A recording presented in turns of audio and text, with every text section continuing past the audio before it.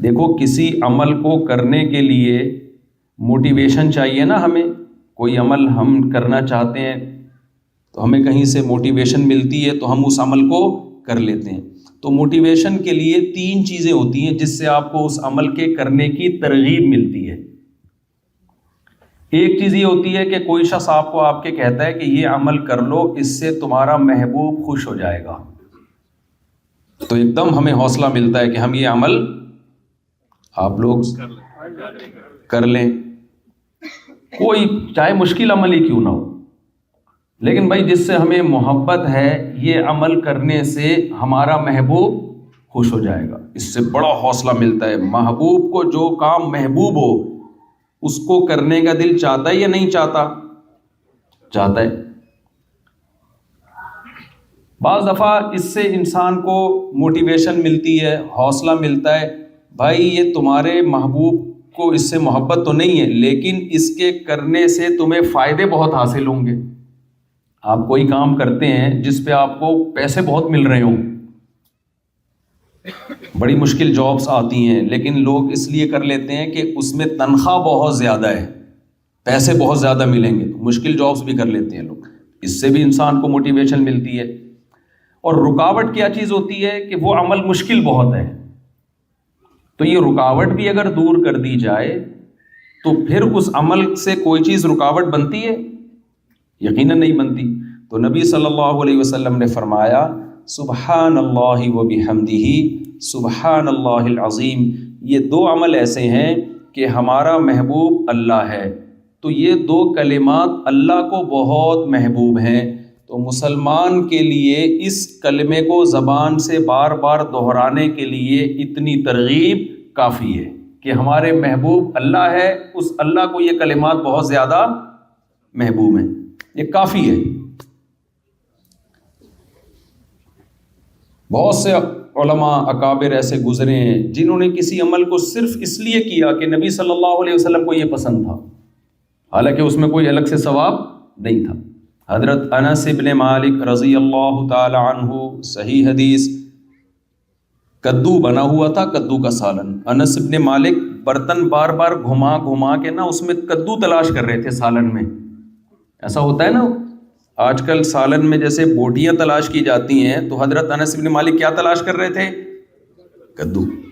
پھر فرمایا کہ مجھے اس سے اس لیے محبت ہے کہ رسول اللہ صلی اللہ علیہ وسلم کو کدو سے، لوکی سے محبت تھی، تو صرف اس لیے وہ لوکی تلاش کر رہے ہیں سالن میں کہ میرے نبی کو، میرے محبوب کو اس سے محبت۔ تو انسان کو جس سے محبت ہوتی ہے عام طور پر اس کی محبوب چیزوں سے بھی محبت ہو جاتی ہے۔ تو امام بخاری رحمہ اللہ تعالیٰ یہ کلمہ لے کر آئے حبیبتان الی الرحمن، بھائی یہ سبحان اللہ و بحمدہ 2 کلمات ایسے ہیں جو اللہ کو بہت زیادہ محبوب ہیں، تو بس اتنا ہی کافی ہے مسلمان کے لیے کہ ان کلمات کا کثرت سے اپنی زبان سے ورد کیا کرے۔ میں طلبہ سے ہٹ کر تھوڑا سا عوام سے بھی تھوڑا سا خطاب کر رہا ہوں نا۔ آپ کو پتہ ہے آج لوگ جن چڑیل بھوت بھگانے کے لیے پتہ نہیں کتنے لاکھ دفعہ وظیفے پڑھ رہے ہوتے ہیں۔ بچیوں کی شادی نہیں ہو رہی، کسی نے بتا دیا یہ کلمہ پڑھو، روزگار نہیں مل رہا، کسی نے بتا دیا یہ والا کلمہ پڑھو، سر پہ بال نہیں اگ رہے، کسی نے بتایا بھائی یہ وظیفہ پڑھ کے دم کرو، ہے بھائی۔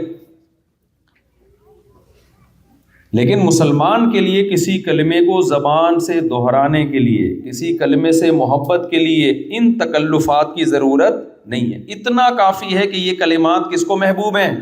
اللہ، بس اس نیت سے پڑھے ہوں۔ آج ذکر کرنے والے بہت لوگ ہیں لیکن صرف اس لیے کہ اللہ خوش ہوتا ہے، تو ایسے لوگ مارکیٹ میں کیا چل رہے ہیں؟ شارٹ چل رہے ہیں۔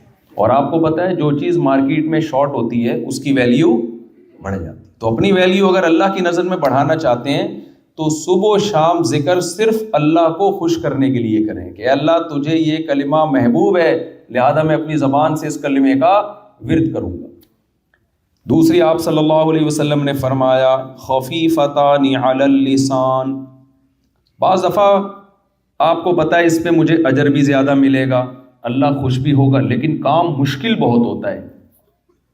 اللہ کی راہ میں جہاد کرنے کا بہت اجر، اللہ بہت زیادہ خوش بھی ہوتا ہے، لیکن کام آسان کام ہے، بہت مشکل۔ تو روزہ رکھنا بہت زیادہ اجر، اللہ روزے سے خوش بھی بہت زیادہ ہوتا ہے۔ الصوم لی وانا اجزی بہ، نبی نے فرمایا، اللہ تعالیٰ فرماتے ہیں روزہ میرے لیے اور اس کا اجر میں خود دوں گا، کسی کے ذمے نہیں لگاؤں گا کہ فرشتوں کو بھائی جا کے اس روزے کا اجر دے دو۔ اتنا پسند ہے اللہ کو روزہ، لیکن آسان کام، آپ لوگ کو تو مجھے لگ رہا ہے بالکل بھی اردو نہیں آتی، لیکن آسان کام نہیں ہے۔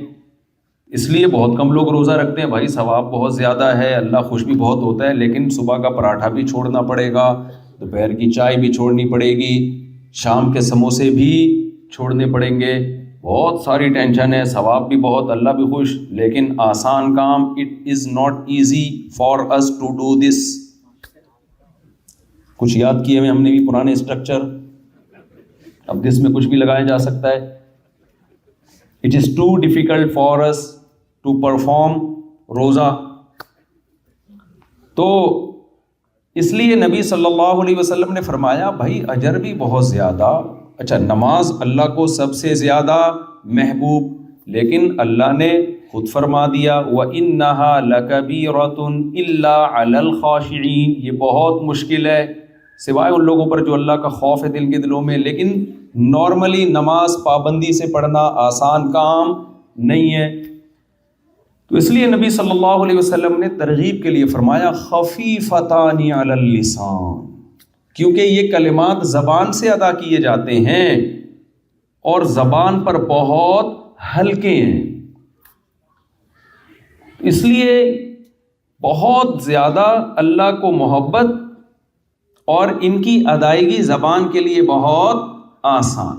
فرمایا ثقیلتان فی المیزان، ہو سکتا ہے کسی کے دل میں یہ خیال آئے کہ جب زبان پر اتنے ہلکے ہیں، اتنی آسانی کے ساتھ ہم زبان سے یہ دو کلمے ادا کر سکتے ہیں، تو ہو سکتا ہے اتنا ہی ہلکا ویٹ ہو ان کا ترازو میں، قیامت کے دن وزن لا کے رکھا جائے تو کوئی اس کی ویلیو ہی نہ ہو، ویٹ ہی نہ ہو۔ تو آپ نے فرمایا ثقیلتان فی المیزان، جب ترازو قیامت کے دن اعمال کا لگے گا تو ان میں یہ کلمات بہت زیادہ وزنی ہوں گے، بہت نیچے جھکا دیں گے۔ تو یہ دو کلمات کیا ہیں؟ سبحان اللہ و بحمدہ، سبحان اللہ العظیم۔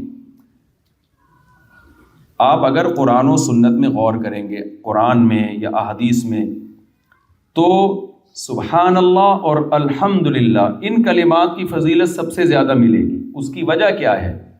دیکھیں جب ہم کسی کی تعریف کرتے ہیں تو تعریف کرنے کے دو طریقے ہوتے ہیں، ایک اس پر جو غلط الزامات لگے ہیں ان الزامات کو اس سے بری کر دینا، یہ بھی کسی کی تعریف کا طریقہ ہوتا ہے۔ کسی نے کسی پہ الزام لگا دیا یہ کرپٹ ہے، یہ ایسا ہے، یہ ویسا ہے، آپ اس کی تعریف کرتے ہیں بھائی یہ کرپٹ نہیں ہے، یہ چور نہیں ہے، یہ بد کردار نہیں ہے، یہ بھی تعریف کا ایک طریقہ ہوتا ہے۔ اور ایک طریقہ ہوتا ہے کہ اس کی طرف اچھی صفات کی نسبت کی جائے، یہ با کردار ہے، یہ سچا ہے، یہ طاقتور ہے۔ تو الحمدللہ کا مطلب کیا ہے؟ اللہ کی طرف تمام اچھی صفات کی نسبت کی جائے، اور سبحان اللہ یہ تنزیہ ہے، تمام بری صفات سے اللہ کو پاک قرار دیا جائے۔ اس لیے ان دو کلمات کی شریعت میں سب سے زیادہ فضیلت ہے، کیونکہ اس میں آپ نے اللہ کی ایک جامع تعریف کر دی، اللہ کی طرف جو عیب منسوب ہیں۔ عیسائیوں نے کہا عیسیٰ ابن مریم اللہ کے بیٹے ہیں، جب آپ نے سبحان اللہ کہا تو اس کا مطلب اللہ اولاد کی عیب سے پاک۔ مشرکین نے کہا فرشتے اللہ کی بیٹیاں ہیں، جب آپ نے سبحان اللہ کہا تو اللہ کی طرف اس عیب کو آپ نے، اولاد کے عیب سے اللہ پاک ہے۔ کسی نے کہا مریم اللہ کی زوجہ ہیں، تو سبحان اللہ میں آپ نے اللہ کو اس عیب سے پاک قرار دیا، اللہ تجھ میں یہ عیب نہیں۔ انسانوں میں تو یہ کمال ہے کسی کی بیوی ہونا، بیٹا ہونا، تبھی میں صاحب کمال ہوں آپ کی راہ، اس لحاظ سے ایسا کمال ہے کہ کمال ہو گیا۔ اور تو میرے پاس، میں تو قیامت کے دن ایک ہی عمل پیش کروں گا، ایک ہی عمل ہے میرے پاس، ہے اللہ 18 بچے ہیں اور 4 گھر ہیں، اب خواتین آئی ہوئی ہیں تو میں نہیں زیادہ پریشان کرنا چاہتا، حدیث کو میں مکمل کر لوں جلدی سے. تو لیکن اللہ کے لیے بیوی کا ہونا اور اولاد کا ہونا عیب.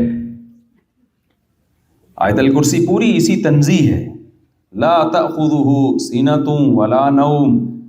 یہودی یہ کہا کرتے تھے اللہ نے 6 دنوں میں آسمان کو بنایا پھر تھک گیا، ایک دن اللہ نے آرام کیا. اللہ نے فرمایا لا تأخذہ سینۃ ولا نوم، اللہ کو نہ نیند آتی ہے نہ اونگ آتی ہے. ولا یؤودہ حفظہما، آسمانوں اور زمینوں کی حفاظت اللہ کو تھکاتی نہیں ہے، وہ تھکتا نہیں ہے. وَلَمْ يَعْيَ بِخَلْقِهِنَّ، اللہ نے آسمانوں اور زمینوں کو بنایا اور ان کو بنا کے اللہ تھکا نہیں. اس لیے اللہ نے جو ایک دن رکھا وہ اس لیے نہیں کہ اللہ تھک گئے تھے. ہم تو 6 دن کام کرتے ہیں نا، پھر ایک دن آرام. ویسے ہمارے پاکستان میں تو 6 دن بھی کام نہیں ہوتا لیکن ایک دن آرام ہوتا ہے. جو حکومتی لوگ ہیں نا وہ 6 دن بھی آرام کرتے ہیں اور پھر ایک دن اس آرام کی وجہ سے تھکاوٹ ہوتی ہے اس میں وہ کیا کرتے ہیں، آرام کرتے ہیں. بہت تھک گئے ہیں 6 دن آرام کر کے. تو